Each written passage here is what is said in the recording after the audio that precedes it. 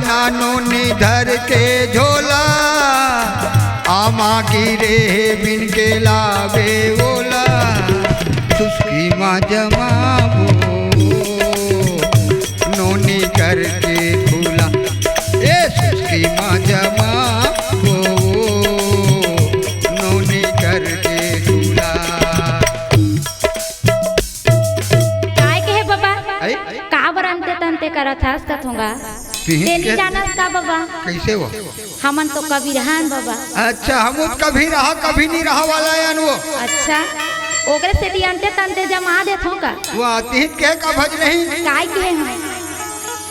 कैसे के हम बता तो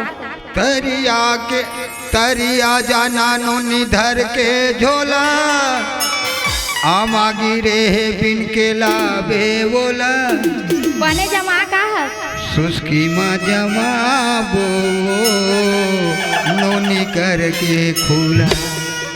मोला तो ऐसे लागत है आज जमा का हंस लागत है। वाह नहीं जमायन बहनी तो का बरंते तंते करत है कैसे वैसे नहीं कहे बाबा। तो हमन तो कभी रहन हम कभी रहा कभी नहीं रहा वाला, देख के मौका देख के नाक के खाले में डांट देता रागी बाबा। ए संसार में ना हर जीव ईश्वर के अंश होते बाबा। वही लग तो कहते ईश्वर अंश जीव अविनाशी। हो जी हर जीव ईश्वर के अंश है बाबा, चाहे वो नामचीन जीव चाटी के क्यों ना हो, तो ईश्वर के बनाए हुए देने बाबा। लेकिन आज का देखबे एक जीव के पूजा होते तो एक जीव के हत्या होते बाबा। कबीर साहेब कहे बाबा कैसे हो? साहेब बंदगी साहेब बंदगी साहेब बंदगी साहेब बंदगी साहेब बंदगी साहेब बंदगी साहेब बंदगी साहेब बंदगी साहेब बंदगी साहेब बंदगी साहेब बंदगी साहेब बंदगी साहेब बंदगी साहेब बंदगी साहेब बंदगी साहेब बंदगी। माथ नवावा गुरु चरणन में, माथ नवाला गुरु चरणन में, संवर जय जिंदगी साहेब बंदगी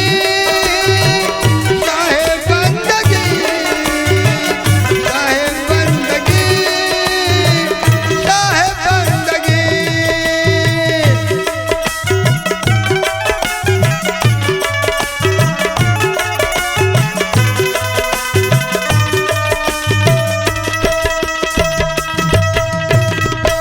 रागी बाबा होगा आज सुंदर माता गंधारी है तो भगवान भोलेनाथ ला मनावत है बाबा। भगवान भोलेनाथ से माता गंधारी एक तो विचार करे रहे कि मैं भगवान भोलेनाथ से कैसे वरदान मांगू, एक ऐसे पुत्र मांगू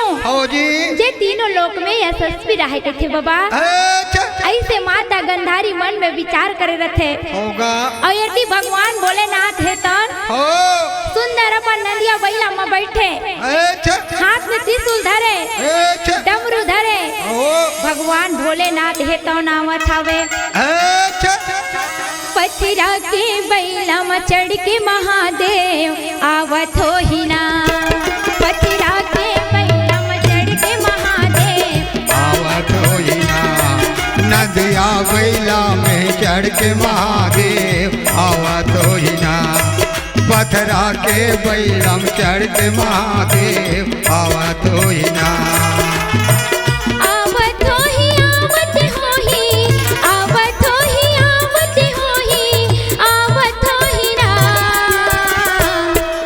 पथरा के बैलम चढ़ के महादेव आवत हो ही ना, नदिया बैला में चढ़ के महादेव आवत हो ही ना।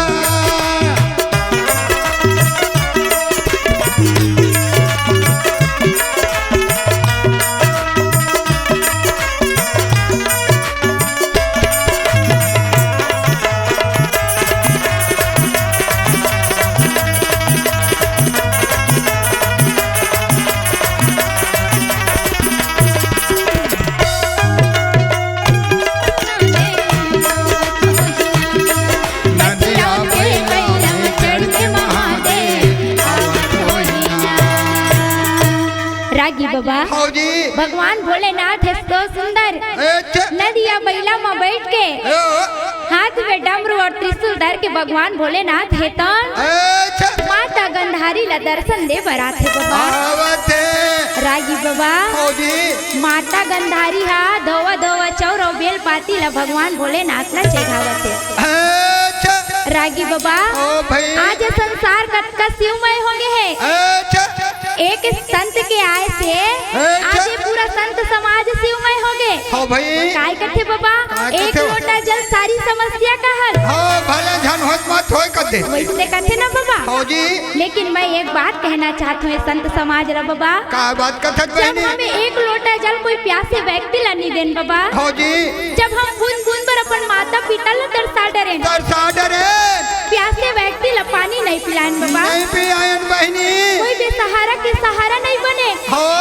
तका एक लोटा जल कथस बाबा हजारों बाल्टी बाल्टी जल चढ़ावे ना भगवान भोलेनाथ प्रसन्न होने वाला नहीं हो बहनी डराम रुकोले वो सही बात है बाबा निर्मल न निर्मल करे लागथे तो आज माता गंधारी है तो कतना निर्मल भाव से भगवान भोलेनाथ के भक्ति ला करत मन में सोचे रहे जब भगवान भोलेनाथ आथे ना दर्शन देते माता गंधारी ला कथे की उठ बेटी गंधारी माता गंधारी जब आँख ला खोलते ना बाबा तो भगवान भोलेनाथ सुंदर वाला आशीर्वाद देते बाबा कथे की बेटी गंधारी का मांगना चाहता मांग ले बेटी मैं तेरे भक्ति और भाव से बहुत प्रसन्न हूँ रागी बाबा माता गंधारी है तो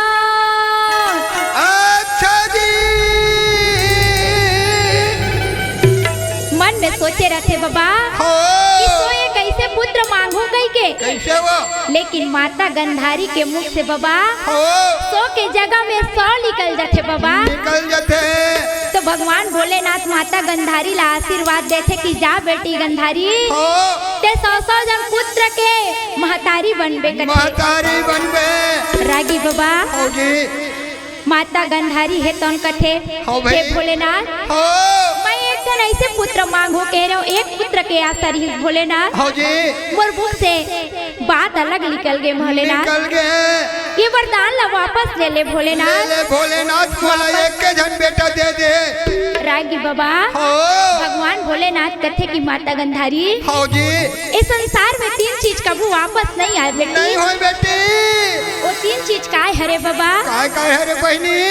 ए तन से निकले प्राण और धनुष से निकले बाण और ये मुंह से निकले जुबान रागी बाबा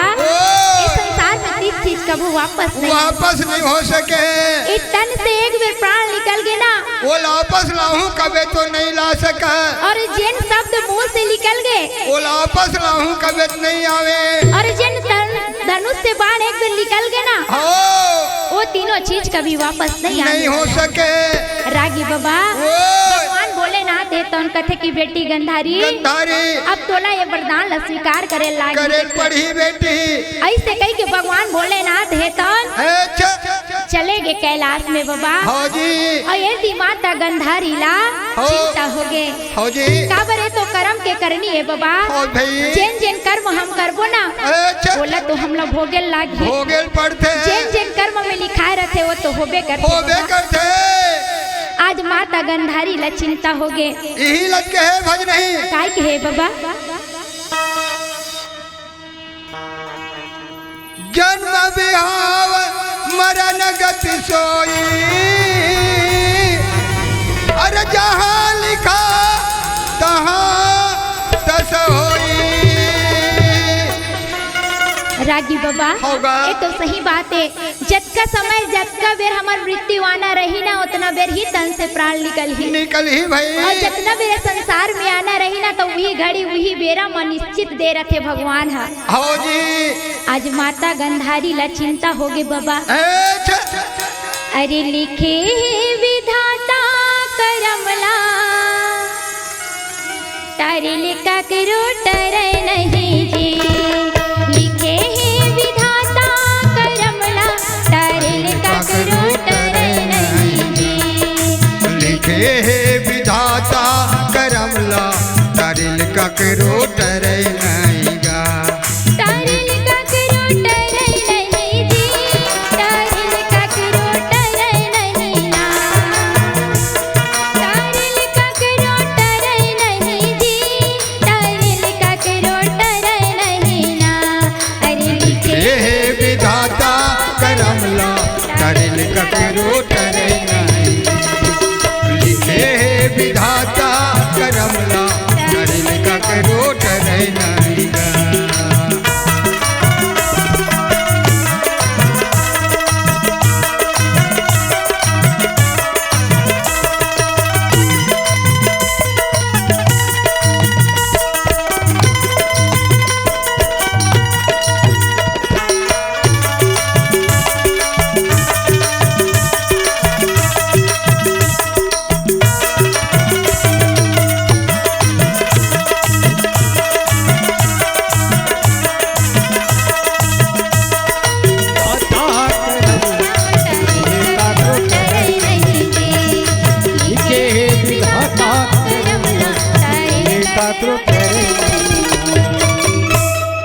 रागी बाबा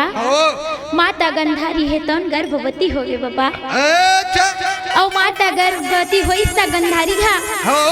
तो ये संसार के लिया में बाबा कैसे एक महतारी है होगा अपन कोख में अपन लड़का ला 9 महीना तक के गर्भ में रखते भाई। जेन महतारी है 9 महीना तक गर्भ में रखते और जैसे 10वां के छाव लगते ना बाबा हाँ जी, तो माता है तो अपन पुत्र या पुत्री ले संसार में जन्म देते। लेकिन माता गंधारी के एक साथ का होते बहनी। आज 1 महीना बीत गए, 2 महीना बीत गए, 3 महीना बीत गए, 4 महीना बीत गए, ऐसे करत पूरा 9 महीना का 12 साल बीत गए बाबा। और 12 साल निकल लाते बाबा। हाँ भाई 12 साल ले माता गंधारी है तो गर्भवती है तो आस पड़ोस के सब है तो ताना देवत हवे बाबा। रागी बाबा आस पड़ोस के मन सब ताना देते माता गंधारी ला। अरे 9 महीना पेट में हो कैसे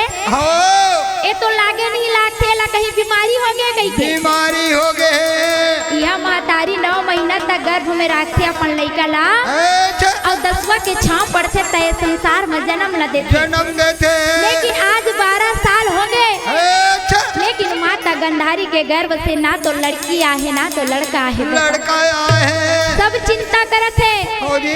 एती माता पार्वती भगवान भोलेनाथ लगत है। कैसे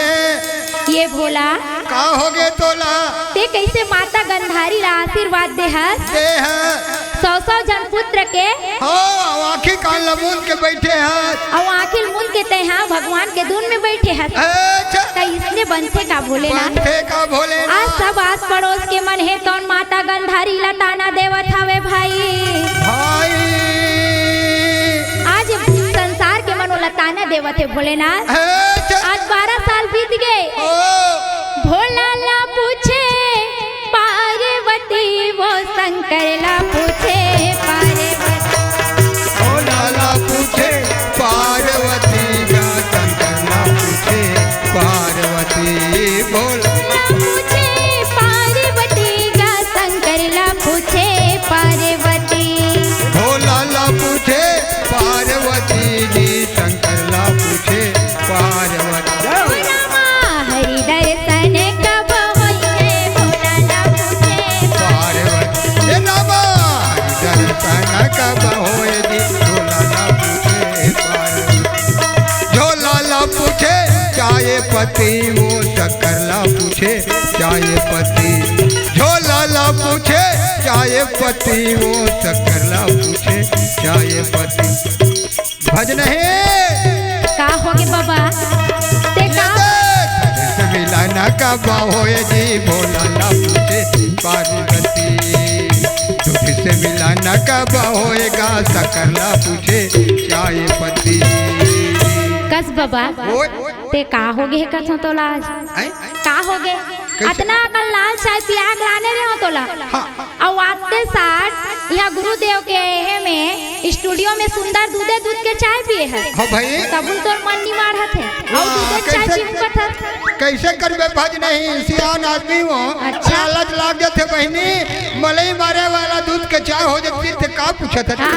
बने तोर भाई खोले हुई रायपुर में जाबे एक 8 ठन में। तो फोकट के मिलही तो काबर नहीं खा ले बउआ। ते तो फोकट के माय खाए मारे टक रहा है तब ओकरे से ती तादत बन गए तो तब कैसे करबे। जानता दाई दादा हो इकर घर जाबे नहीं कोनो कार्यक्रम देखावे इकर घर चावे चन्ना बाबा चाय पी ले थन कई के। हां जी तो जैसे जावे बने बैठे बर दई है देथे औ कहीं जाओ चाय बना दे कई के। अच्छा औ जैसे वो दई चाय बनाए बर गिसनी हो ताने बाबा पहली रोला सुना दी कैसे चाय बना दे वो कहा हो तो वो डोकरी समझ जाते कैसे चाय बना दे कई के। अच्छा दूध नहीं है के हल कहा थे और कैसे एती बड़ डोकरा फिर कहा थे हो दूध नहीं है का कहा अच्छा ओती डोकरी का आवाज नहीं है हो नहीं है कहा दूध नहीं है तो ये डोकरा कथे दूध नहीं है कहा बेटी कथे तहा मन कथन लेन का होई बाबा लाले लाल चाय निपट जबो तो एती फिर चिल्लावत है बने लाल चाय बना दे वो कहा थे हो चाय पत्ती नहीं है का और ऐसे चिल्लाते डोकरी समझ गए तहा लाल चाय बनाए का मतलब चाय पत्ती नहीं है के लागी कई के। हो वो ओती उत्तर देवत है कैसे चाय नहीं है कहा थे चाय पत्ती नहीं है कई के। अच्छा ऐसे चतुर है हो भाई कथन ले बाबा रहन दे कैसे मक्खी चूस कंजूस। अच्छा और यहाँ आके मनमाने दूध चाय के लालसा करत है। हो मनमाने कर हाँ आते 60-12x12 पतरी में मनमाने आकन खा है अच्छा और वहाँ कम पड़ गए तो यहाँ हमर तबलाहा बने समोसा लाई सोकर में अच्छा वहु मिर्चा डाल के बने तो बैठ दरी अच्छा वहु कमे छोगे। हो भाई तक काज भाज नहीं हाँ बाबा जी हाँ जाता तिहा मोर खाना पीना लुटत रहता वो मैं 12x12 पतरी बिछा खा तो 16x16 पतरी बिछा खा। ए मोहन सुंदरानी भैया के तो किस सिरावत है और तोर दूल्हा सारा तबला का पिरावत है। वाह भाई वाह ते उछ लम्मा टूट के कर बाबा मैं तो निमान से कहा था मती लागबे कैसे ऐसे ता हम तो वैसे नहीं कहे बाबा माता पार्वती भगवान भोलेनाथ लगत है। अच्छा भोला ला पूछे पार्वती वो शंकर ला पूछे पार्वती भोला ला पूछे पार्वती जी शंकर ला पूछे पार्वती भोला ला पूछे पार्वती वो शंकर ला पूछे पार्वती भोला ला पूछे पार्वती गा शंकर ला पूछे पार्वती। ओ रामा हरि दर्शन कब होई है भोला ला पूछे पार्वती। ए रामा हरि दर्शन कब होए जी भोला ला पूछे पार्वती।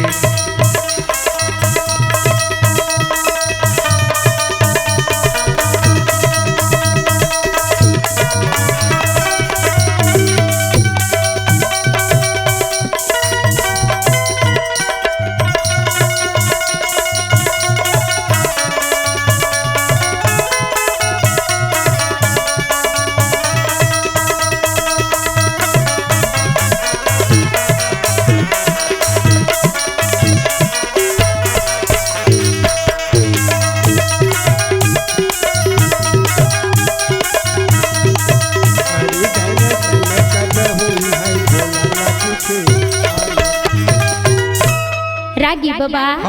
माता पार्वती है तन भगवान भोलेनाथ लगत है वरदान तो देहस भोलेनाथ।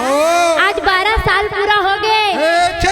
लेकिन माता गंधारी के प्रसव पीड़ा चालू नहीं हो है और ते इससे ध्यान लगा के बैठे हस भोला तो लगा हो गए है वरदान देहस तेरा तो सफल करेला लागी रागी बाबा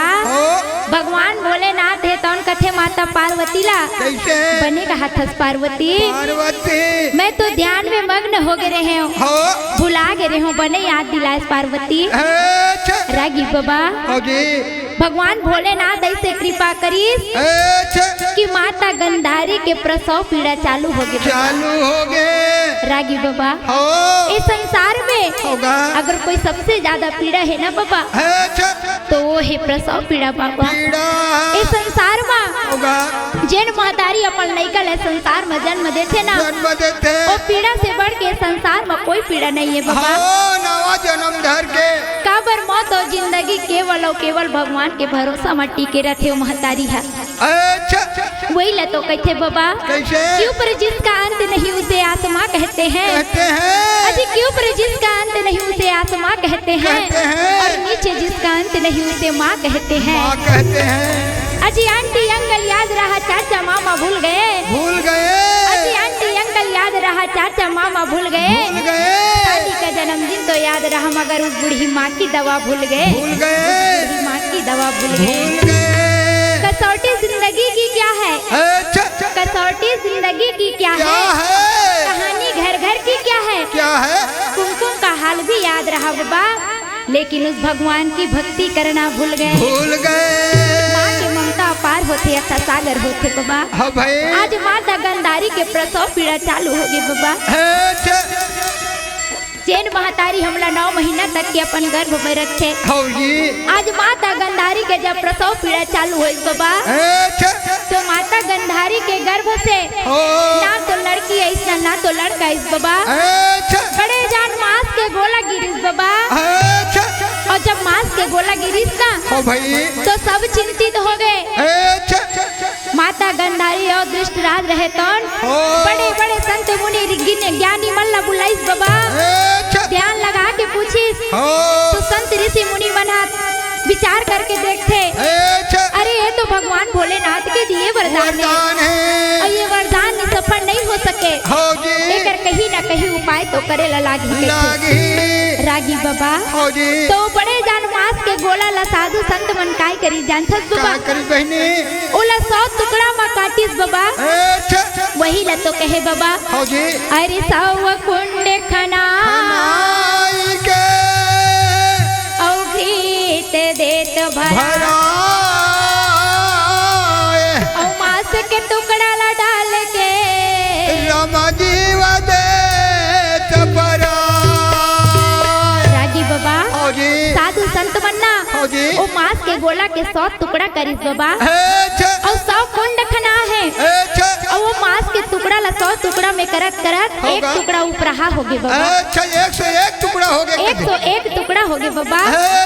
तो वो 101 टुकड़ा ला काय करी जानथस बाबा काय करी पहिने जेने 100 कुंड खना है ना तो एक कुंड में दूठन मांस के टुकड़ा ला डाली बाबा ओकर से कौन उत्पत्ति होई कौन होई बहनी दुर्योधन ओकर बहिनी दुशाला ऐसे प्रकार के वह सम्पान मुनि है तो रागी बाबा सुंदर राजा जन्म जय लगत है बेटा जन्म जय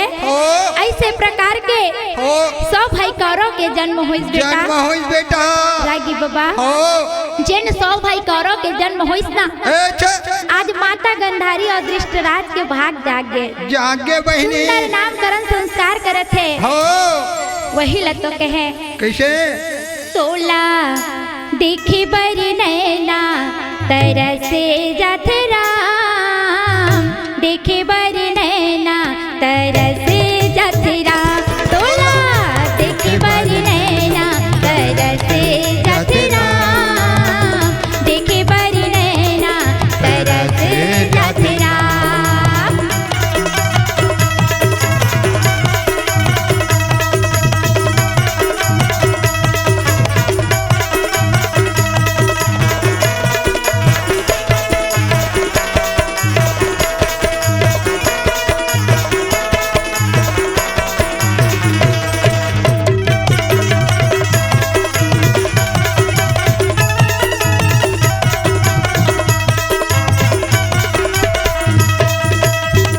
रागी बाबा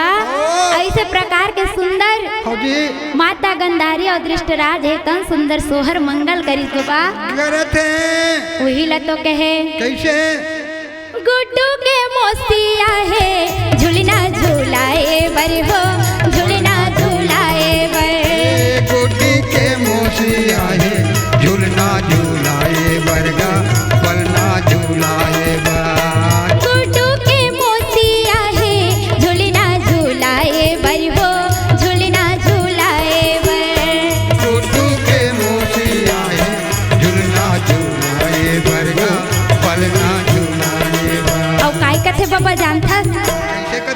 दुख मोसिहा काय कथे बहनी फूल का चेहरा है तो मैया गहरा है मोर कैसे बुलावो तोला ये बेटा रे मैया करता तोला हे लाला रे मैया करता तोला ये बेटा रे मैया करता तोला ये लाला रे मैया करता तोला फूल का चेहरा है तो मैया गहरा है मोर फूल का चेहरा है तोर मैया गहरा है मोर कैसे बुलाऊं तोला हे लाला रे मैया करता तोला हे लाला रे मैया करता तोला ये बेटा रे मैया करता तोला ये लाला रे मैया करता तोला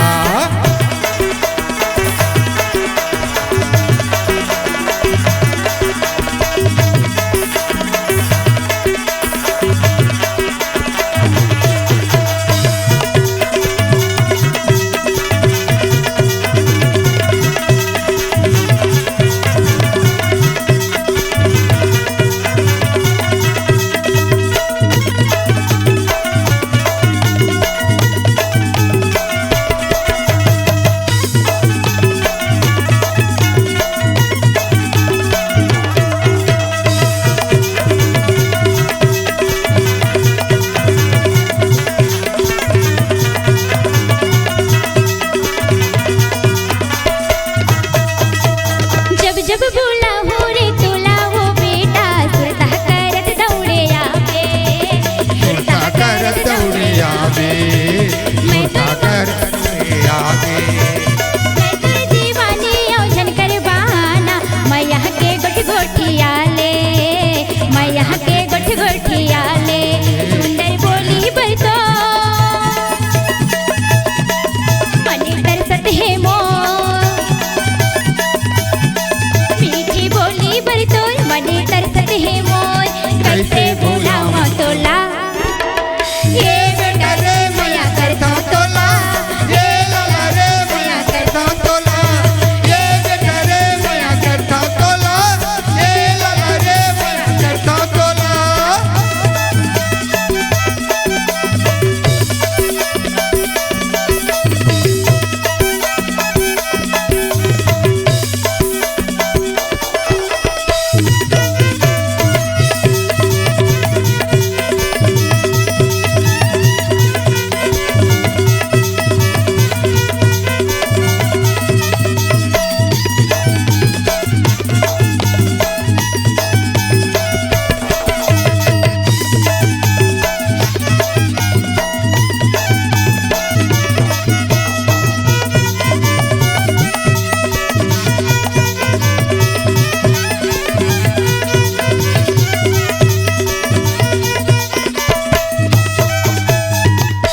ऐसे प्रकार के सुंदर सोहर मंगल लगेस बाबा हो जी और सुंदर जन्मोत्सव मनईस हो